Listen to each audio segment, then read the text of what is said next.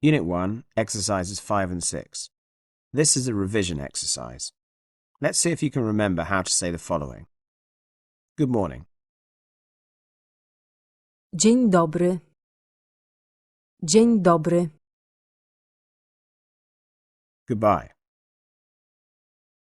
Do widzenia. Thank you. Dziękuję. Good night. Dobranoc. How are things? Cześć. Co słychać? Everything's fine. Wszystko w porządku. Or you could say one of the following. Po staremu. Nic nowego.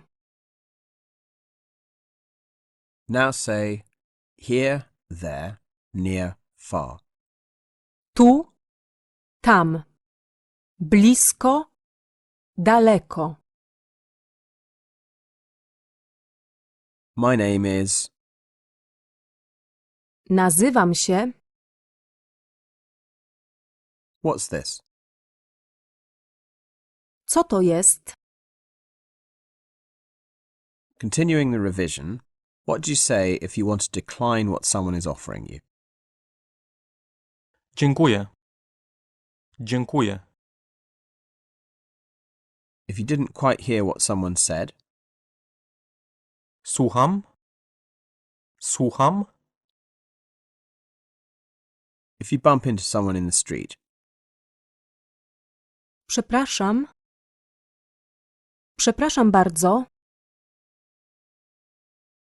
if you want someone to call you by your first name, Czy możemy przejść na ty? Czy możemy przejść na ty? you could also say, adding your first name, Proszę mi mówić Maria, Adam, Jane. to ask if something is from here. Czy to daleko stąd? Czy to daleko stąd?